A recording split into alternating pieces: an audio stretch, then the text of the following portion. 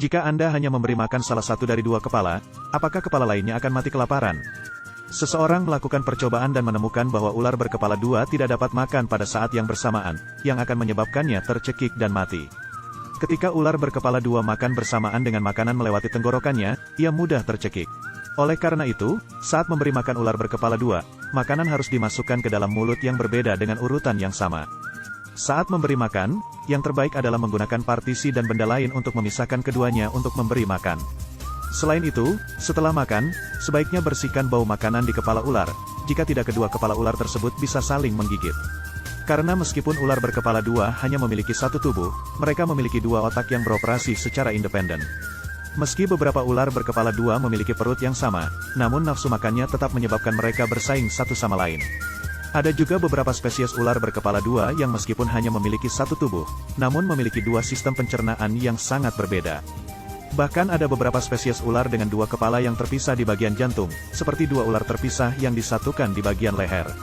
Hal yang paling mengkhawatirkan adalah beberapa ular berkepala dua bisa bersifat hermafrodit, artinya mereka memiliki dua sistem reproduksi.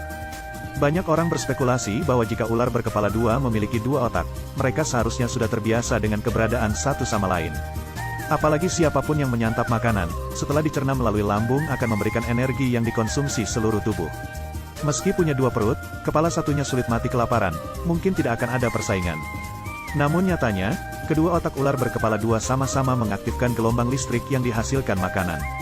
Ketika seekor ular mendapat makanan dan yang lain kekurangan makanan, ular berkepala dua itu akan berkelahi satu sama lain.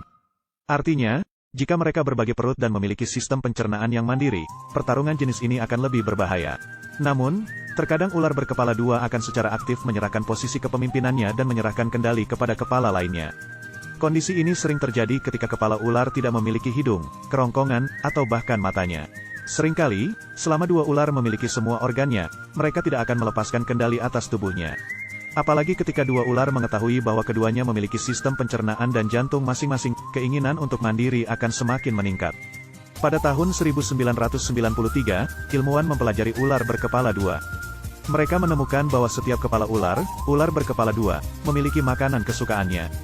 Oleh karena itu, ular berkepala dua ini seringkali harus berebut apa yang ingin dimakannya. Jadi, misalnya kepala ular berbisa berkepala dua menggigit kepala yang lain, apakah kepala ular yang lain akan teracuni dan mati? Dalam keadaan normal, ular tidak akan teracuni oleh bisa spesiesnya, bahkan di alam keadaan ini sering terjadi. Saat berebut pasangan, bahkan makanan yang tidak disengaja dapat membahayakan orang lain. Jika mereka tidak kebal terhadap racun spesies mereka sendiri, mereka mungkin sudah punah sejak lama. Misalnya, mata ular dan otot kobra memiliki molekul gula yang menetralkan racun dan mencegah racun merusak saraf. Namun bukan berarti ia tidak bisa membunuh spesiesnya sendiri, terutama ular berkepala dua. Jika salah satu kepala membunuh yang lain, hidupnya juga akan berakhir. Karena setelah kepala ular mati, ia mulai membusuk dan membusuk, menyebabkan kepala ular yang kedua terinfeksi dan mati. Dan sangat sulit bagi kita untuk menjumpai ular liar berkepala dua di alam liar.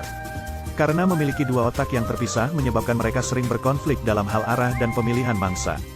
Hal ini menyebabkan kecepatan maju mereka melambat setelah menghadapi bahaya dan tidak ada cara untuk melarikan diri tepat waktu.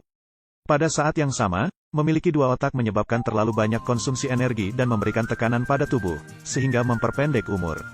Yang paling serius adalah dua kepala ular berkepala dua bisa memiliki rasa yang berbeda. Karena tidak bisa bertindak melalui gelombang listrik seperti manusia, kedua kepala ular akan mengirimkan sinyal ke otot. Akibatnya, tubuh pada dasarnya tidak dapat memenuhi persyaratan yang dipancarkan gelombang otak.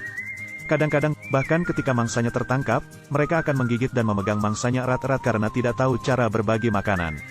Akhirnya, ketika mulut menggigit makanan, tubuh mati kelaparan.